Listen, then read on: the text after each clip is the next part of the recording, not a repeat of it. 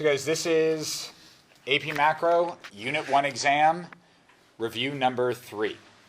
For this one, what we're going to be going over is different types of shifts in aggregate supply and aggregate demand. So first thing, when we're looking at this chart here, what do we see right here? What is that? Price level. Price level. What does the price level tell us? How much things cost. How much, what things cost? Everything. All goods and services cost. Using the price level, we can go ahead and determine what type of things are occurring. Inflation or even deflation, okay? As we can look at our average price level and start deciding. All right, down here, what is this?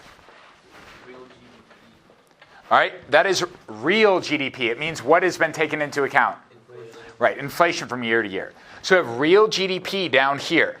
Now, what else can go down here besides real GDP? Disposable income. Okay, so we can have national income, which can be displayed as what? YD. Y. Okay, Y means national income. What else can we put down there? Output. Output, very good. Overall output. GDP is how much we produce. That is our output. Whereas Y is our income. Can our income equal our output? If you guys remember that circular flow model, the answer is it has to. Because the thing is, if you have income, you can only do what two things with it? Save it or spend it. Right, spend it. If you spent it, you can only spend it on things that have been what? Produced, right? So the only things that are produced are things that get what? Sold, right? So if you spend it, but you could save money as well. True, but if you save money, save it properly, where does that money go? It gets loaned out. And some business will get it into what kind of spending? Investment spending. Therefore, the money should be spent. That's why the national income is equal to the national expenditure. And the expenditure is how much you bought. Therefore, GDP equals Y, which is income. Output and income are the same things. Don't forget about those things. All right, we also know that on this we have this. What is this right here? Aggregate demand. Aggregate demand. What is aggregate demand? Overall demand of the economy. The overall demand, the demand for all goods and services in the economy. Which with that aggregate demand, we know that as prices get lower, how much will you guys demand? More, and as prices get higher, you would demand less. Okay, a lot of reasons, income effect, why that occurs. The other thing here is this. What is this? Short-run aggregate supply. All right, so we have aggregate supply. Aggregate supply is the what? Overall supply of goods produced in the economy. Right. Not just goods, but also? Services. The overall supply of goods and services produced in an economy. We have short run and we also have long run here. Short run is during what period? Short term. Well, it's in the short term. Yes, the short run's in the short run. When costs are fixed. Production costs. Which costs are sticky? Wages.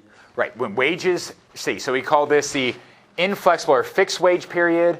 Long run aggregate supply is when what has occurred? Wages become flexible again. So we know that supply and demand, or that there are different kinds of shocks that this economy can have. What are the two different types of shocks? What's that? Okay, so first there's demand shocks and supply shocks. Now with demand shocks and supply shocks, there's two types of each. What are the two types of demand shocks? Positive and negative. And what are the two types of supply shocks? Positive and negative. We know a positive demand shock will move the demand curve where? To the right. All right, it'll move it to the right. A negative demand shock would move it to the left. And the same goes for aggregate supply. Now with that, keep in mind this idea. What are some things that could cause demand shocks? How about positive demand shocks? What's that? Increase in taxes. Increase in population. Wait. A what? Decrease in taxes. Okay, a decrease in taxes means people have more disposable income.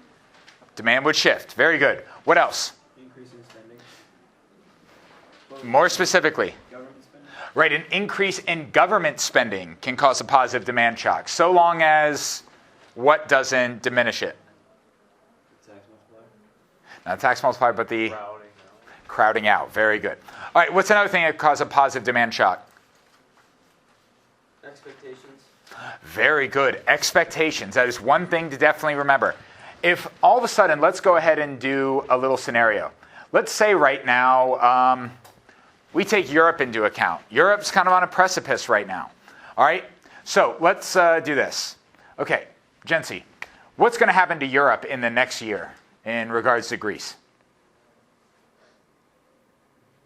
Just make it up is all I'm asking. You have to make something up.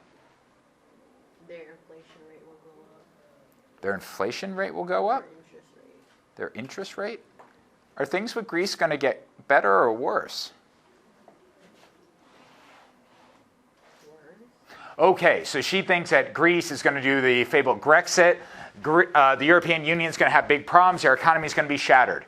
So we know that's going to happen, or we expect that to happen.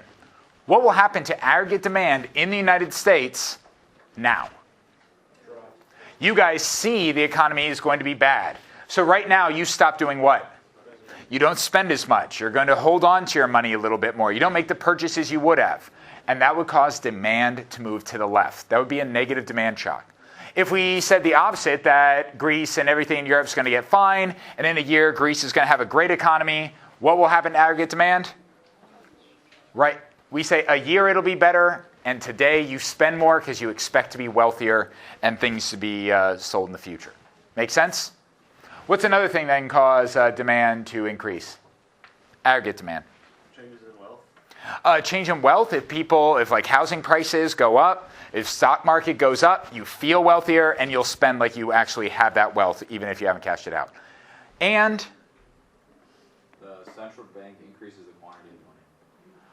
okay, we're going to stay away from monetary policy now, okay? That could cause a lot of things to happen, but we'll get there. Yes? Stock changes. That would be increase in wealth or income. The last one would be increase in population. If there's more people, they will start doing what? Spending more, okay? And by the way, what if we increase taxes? What does that do to aggregate demand? Increase in tax would move it this way. Decrease in government spending moves it down.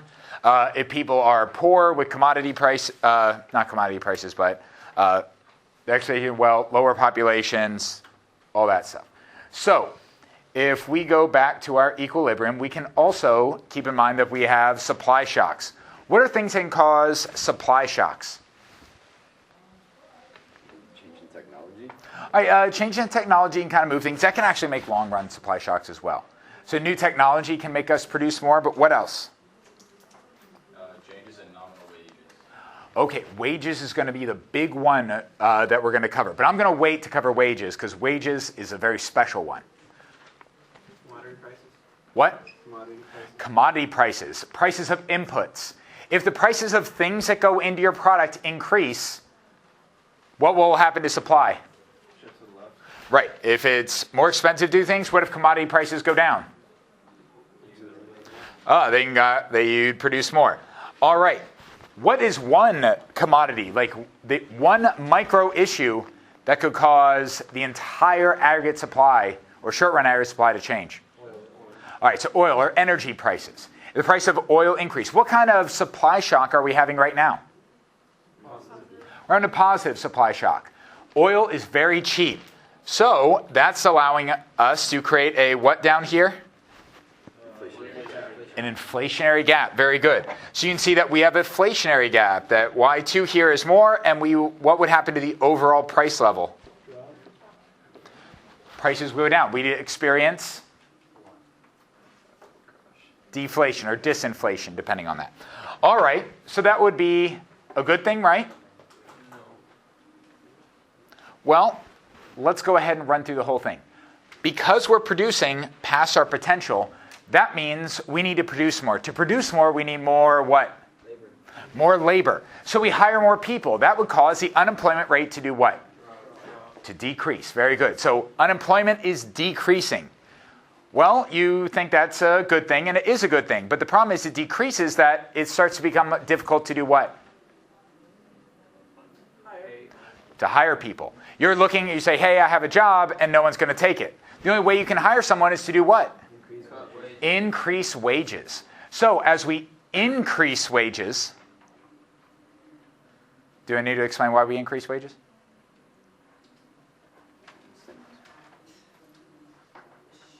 Okay, we increase wages. You're trying to hire someone, right? You say, I have a job, I need people. But there's no one to hire. Because there's so few unemployed people. How do you get someone to work for you? I would pay them more. I'd say, hey, I'll pay you more money. Which means all of a sudden businesses compete for labor more. And as they increase wages, that causes what to happen in the long run? Price increase.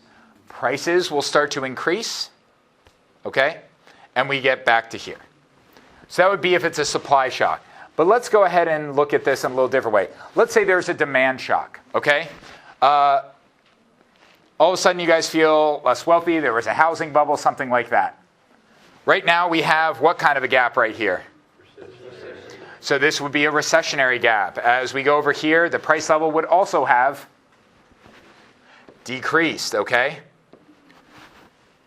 But what's going to happen to wages? What's going to happen to unemployment if we're producing less things?